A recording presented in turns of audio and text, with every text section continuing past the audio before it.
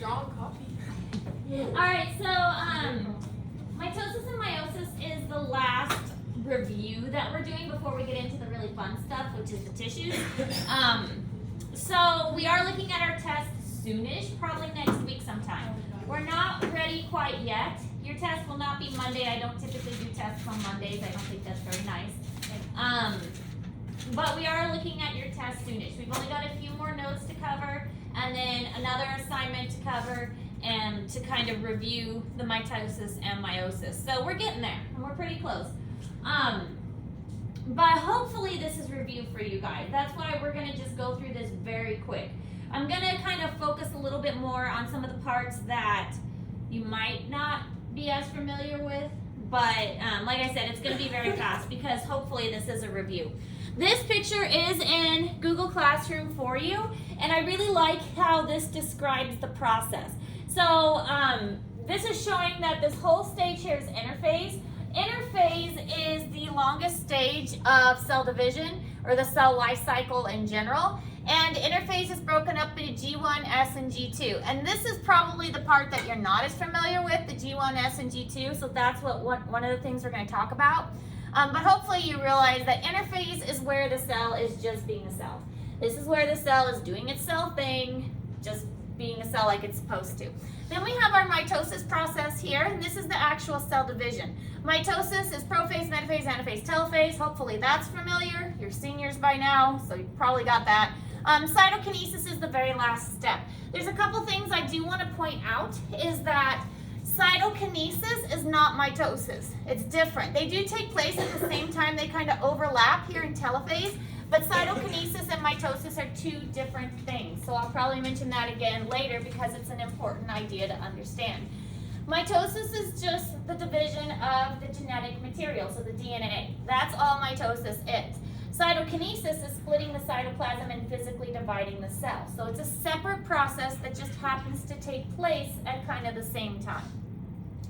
So this graph kind of shows it really well, showing that mitosis is actually very fast, and most of the life cycle is spent in interphase. All right, so interphase is cell growth and carries on the metabolic processes. The cell is being a cell. If it's a skin cell, it's being a skin cell. If it's a heart cell, it's being a heart cell. It's just doing its thing.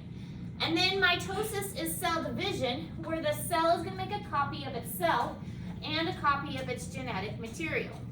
So the function is to produce cells for growth and repair. So there's a couple instances when cells will divide, and if a cell is damaged, that's one of those instances, or if the cell grows too big. So we learned with the cell theory that all cells come from one cell originally. So when the egg and the sperm join, it creates one fertilized cell that has a full set of DNA, and then that cell divides into two, and then those two divide into four, and so on, and it keeps going like that. And that's how things grow. We get more cells, that's how we grow.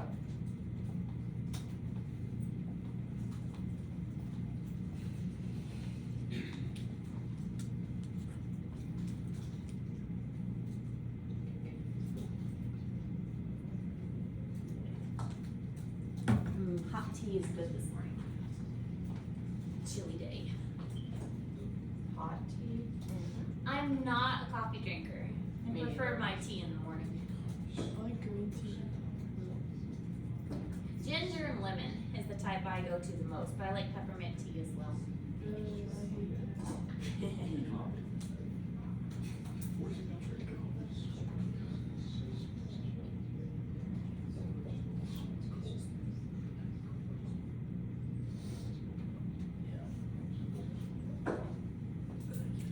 Alright, so 3 real reasons that the cell will divide is DNA overload. So this is that if a cell gets too big, the DNA just can't control every aspect of the cell. So the cell can control smaller portions if the cell is smaller. So sometimes if the cell gets too big, the DNA and the cell needs to divide just so it can manage the cell better. It's kind of like, it's hard to be a supervisor over a very large area, so you might be like the head CEO, and then you might have several bosses underneath you, dividing and conquering. So exchanging materials, larger cells have more trouble with transporting. So if a cell and the cell is too big, then it's difficult for the material to reach. So this one, there is an exception to this, so we'll draw it on the board. So if you have a cell that's really large and you need to get material into the center, it takes a long time to get it from the outside to the inside. The exception is if the cell is long and skinny. Then it can be long and skinny because it doesn't take long to get things to the outside. So there can be long, skinny cells. In fact, I believe there's a cell in the giraffe that is 6 feet long because it's a long, skinny cell. I can't remember if it's a nerve or a muscle. I think it's a nerve. So most of the time, cells have to be small just because large cells aren't very functional. The exception is long, skinny cells. And then to replace damaged cell, if you get a paper cut, your body heals itself by going through mitosis and filling in that gap. Anytime you get an injury, it's going to go through mitosis and produce more cells to fill in that injury. So those are the 3 main reasons that your cell will go through mitosis. Some cells go through mitosis a lot faster than others. Your skin cells are a great example. Constantly going through mitosis because you're constantly replacing your skin. Your skin is always getting damaged. So that's one that's going to go through mitosis a lot. All right, so when a cell divides, basically the DNA has that double helix, that ladder appearance. It's going to unzip in the middle through a process we call replication. We're not going to get into replication too much. Hopefully you remember this a little bit from biology. But in replication, you use 1/2 of the DNA strand to make a copy. So we can do that because the adenine and thymine always pair and guanine and cytosine always pair. So because they always pair up, we only need 1/2 of the DNA to make a copy of it. So we unzip the DNA, we make a copy, and we have 2 strands of DNA from that. Each strand is exactly alike. At least that's what we're going for in mitosis. We want the strands to be exactly alike in mitosis because if it's a skin cell, we want it to make another skin cell. We don't want the skin cell to suddenly decide it's going to be a heart cell. That's not what we want to happen. There are some types of tumors that people can get where the tumor is thankfully not a cancerous type of tumor, but it will start growing like teeth and fingernail and hairs. And so you can have a tumor like on your ovary, and it could be growing teeth in there because the cells have decided, oh, I don't want to be an ovary cell anymore, I want to be a tooth cell. So thankfully those types of tumors, even though they're kind of gross that you're growing fingernails inside you, they're not cancerous. But that's an example of what we don't want to happen. Mitosis, we want exactly the same cell to be reproduced.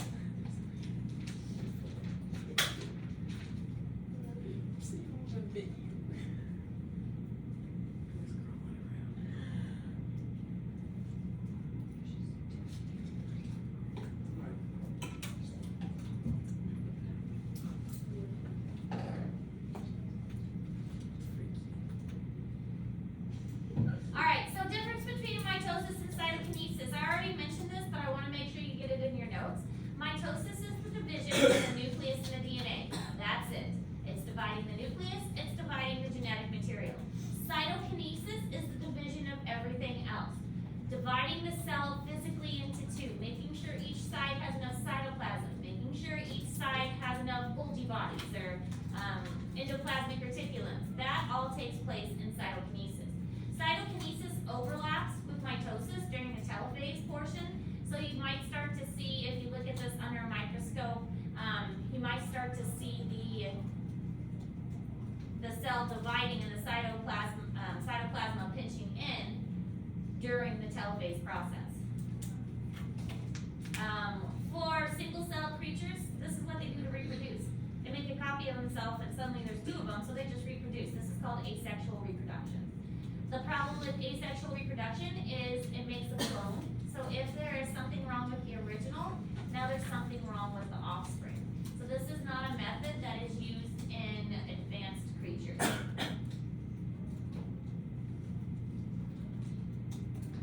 Mitosis in more advanced creatures usually means that you grow. You have more cells, so you are growing.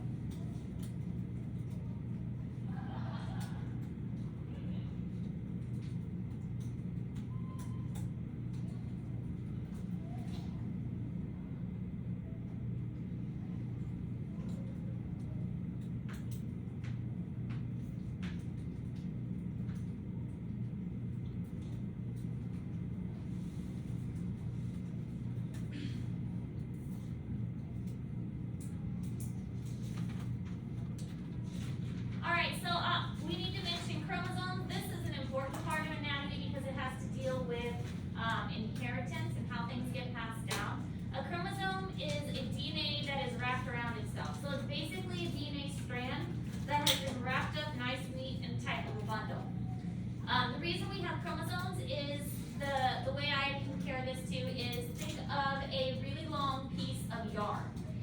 You want to make a blanket out of a piece of yarn. Well, you go to the store and you buy yarn. If the yarn was not wrapped up in a nice neat little bundle, it would be really hard to carry it home. You'd have strands of yarn hanging behind you, it'd be in the cartwheels, it'd be a mess. But if you wrap the yarn up in a nice neat bundle, it's easy to carry around. That's why we have chromosomes. The chromosomes are easy to transport from place to place. DNA is usually long and stringy, and it only goes into a chromosome when it's getting ready to divide, when it's getting ready to be moved out of the nucleus. So it only wraps up in a chromosome when it needs to move. Most of the time it's long and stringy. Just like with the yarn, you have to unravel it in order to actually use it. Same with DNA. DNA has to be unraveled in order to actually be used. Humans have 46. You get 23 from one parent and 23 from the other parent. So an egg has 23 chromosomes, a sperm has 23 chromosomes. When they join at fertilization, then it makes 46, and you have enough material to create a fertilized embryo. After each replication, they are known as two sister chromatids. So when the chromosomes make a copy of themselves, it is known as sister chromatids, and they are genetically identical. That's what makes that X shape when we see chromosomes. Yes? So like with people with Down syndrome or like a different, like less or more chromosome disease, is that from like a parent who gave them less or more? Yes, it's more complicated than that. We're getting into genetics a little bit, which I wish we could teach because it's a really fun topic. I love genetics. So with Down syndrome, it's called trisomy 21 because at the 21 chromosome marker, remember there's 23 chromosomes. At the 21 chromosome marker, they have an extra chromosome. So instead of 2, one from each parent, they actually have 3. And that's why they have, that's the most common kind of Down syndrome. But the reason it happens is during anaphase, the cell divides and splits up its chromosomes. Well, during meiosis, it also splits up its chromosomes, but they don't get split up equally. So too many chromosomes get pulled into one cell that aren't supposed to be there. And so that causes that cell to have extra chromosomes and another cell to be missing chromosomes. Does that kind of make sense? So that's what causes it. It's more of something that happens in meiosis, and it does happen in the cells when they're fertilized. Usually the egg, because sperms are very small and they can't carry as much genetic material.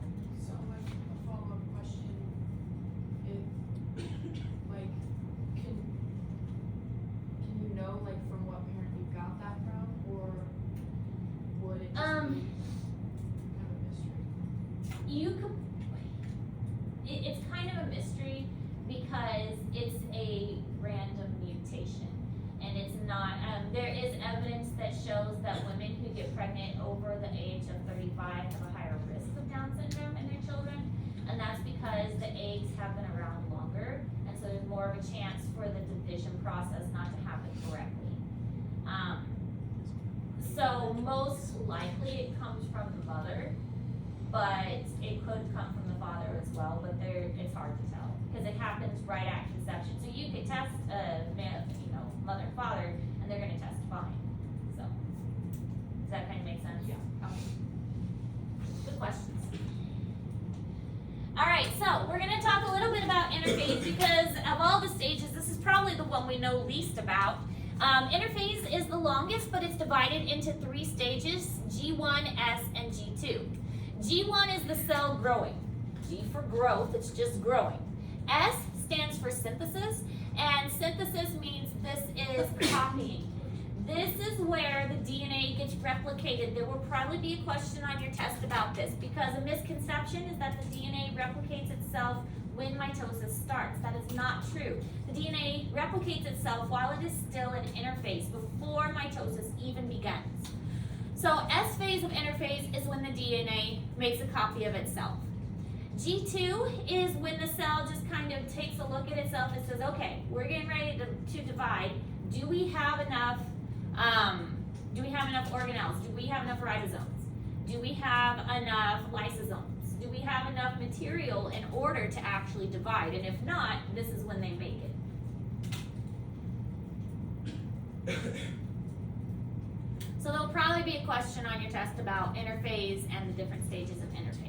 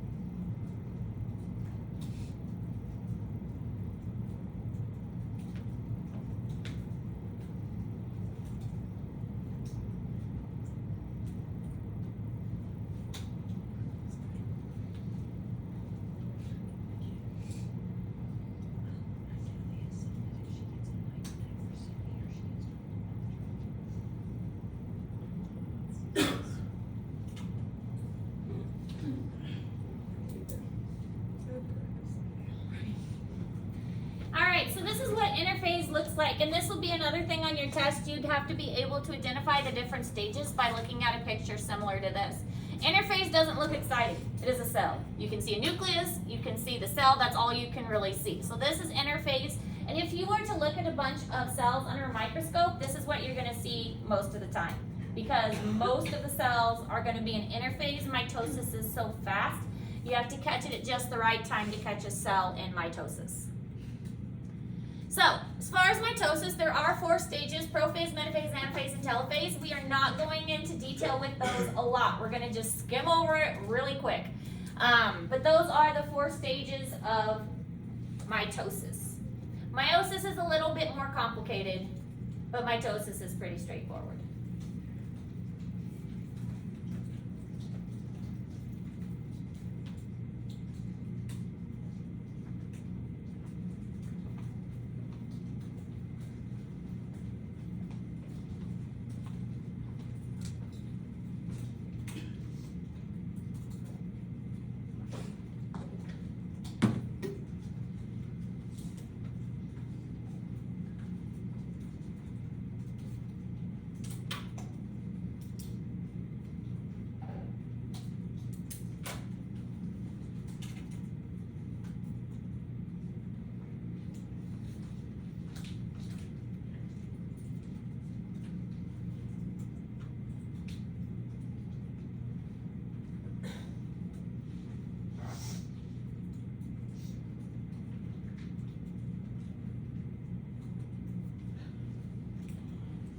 This is our review, right?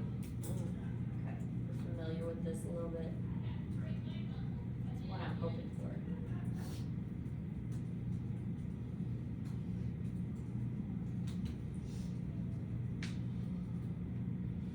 Mitosis is important to understand because this is the primary process that produces cancer.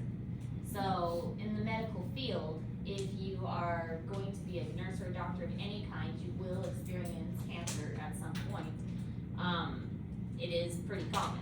So understanding the mitosis process helps you understand how cancer is formed. All right, this is in Google Classroom. You don't have to write this down. This is all the stages and a brief description of what happens in each stage. Prophase, the DNA condenses or gets really thickened, it wraps up nice and neat, and the nuclear membrane breaks apart. Metaphase, middle, that's how you can remember that. Metaphase lines up in the middle. Anaphase pulls apart or away, anaphase apart. And telophase, it forms 2 new nuclei. The DNA starts to unwind and the membrane of the nucleus reforms. Pretty simple, pretty straightforward.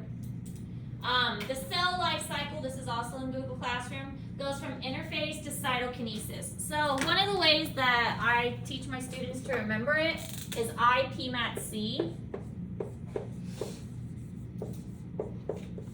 More whiteboard space. Okay, IPMAT-C. So this whole thing from interphase to cytokinesis is the cell cycle. And then PMAT is mitosis. So this whole thing is the cell cycle. Once you get to cytokinesis, you're going to go back, repeat, but only this PMAT portion is the mitosis portion. So they're 2 kind of different things, but they're all kind of together at the same time. Covered all that. So this is what the process looks like. It's just step by step. There is all kinds of pictures and videos and information about this. So we're not going to spend a whole lot of time with it. We have spindle fibers that help everything line up. Here's our centromeres or centrioles. Same kind of thing. Different words for the same thing. Lining them up. So metaphase, we have them all in the middle. Anaphase, the 2 chromosomes get pulled apart. And then in telophase, they are forming 2 new nuclei. All right, so we're going to watch a very quick video because sometimes it's good to see it in action to help us understand the process. And this is a good technique as we move forward with our class. Sometimes there are processes that are confusing. If you get confused with how a nerve transmits a signal or how a muscle contracts, go to YouTube and search up videos about it. There are a lot of good videos out there that are going to be very helpful as we move forward. different ways to remember the types of tissues of the body, the layers of the skin. So YouTube is a valuable resource to help you as we go forward. Most eukaryotic cells follow a process of growth and division called the cell cycle. These events include a growth stage, mitosis or nuclear division, and cytokinesis or division of the cytoplasm. Throughout interphase, the cell is engaged in growth and metabolic activities. Interphase can be further broken down into 3 discrete phases called G1, S, and G2. During the G1 or first growth phase, normal cell functions occur as well as cell growth. In the S phase, DNA replicates, producing 2 copies of each chromosome. During the G2 phase, the cell continues to prepare for mitosis and cell division. Mitosis, or the M phase, has 4 stages: prophase, metaphase, anaphase, and telophase. During prophase, the chromosomes become visible and condense, becoming shorter and thicker. Each identical copy of a single chromosome is called a sister chromatid. The nuclear envelope breaks down and spindle fibers form as microtubules grow out of the centrioles that move to opposite poles of the cell. During metaphase, the double-stranded chromosomes line up along the equator of the cell. The spindle is now fully formed and the microtubules attach to each sister chromatid. Anaphase begins when the sister chromatids of each chromosome begin to separate. The centromere that holds sister chromatids together divides, and the chromosomes move away from each other along its spindle fiber. In telophase, the 2 groups of chromosomes reach the opposite ends of the cell. As a new nuclear envelope starts to form around each group, the chromosomes uncoil and the spindle disappears. The division of the cytoplasm and organelles is called cytokinesis, or the C phase. The result of mitosis and cytokinesis is the formation of 2 genetically identical cells. To summarize the entire cycle, G1, S, and G2 phases occur during interphase while the cell is growing and preparing to divide. Mitosis, or the division of the nucleus, consists of 4 phases: prophase, metaphase, anaphase, and telophase. And in these phases, duplicate copies of the chromosomes are split equally. Finally, the cell's cytoplasm divides during cytokinesis and results in the formation of 2 genetically identical daughter cells. Okay, so again, just a simple summary of how the process works. So that's all the notes we're taking today. Just a very quick overview on mitosis. We do have a new assignment on mitosis, but I'm not going to give that to you till tomorrow probably, because I feel like you still need some time to work on the other assignments. So cell crash course is due on Friday. We have the cell drawing due on Friday, and then that osmosis stim with the cow procedure that we started yesterday, that's also due on Friday. So again, I'm not going to give you the new assignment yet because I want to make sure you have time to get these first and you don't feel overwhelmed. Any questions? Yes? Will that gizmos thing have saved because it signed me out? It should have. It should Yeah. automatically Yeah, I think it saves. Any other questions? Okay. All right, get to work. If you have questions, let me know.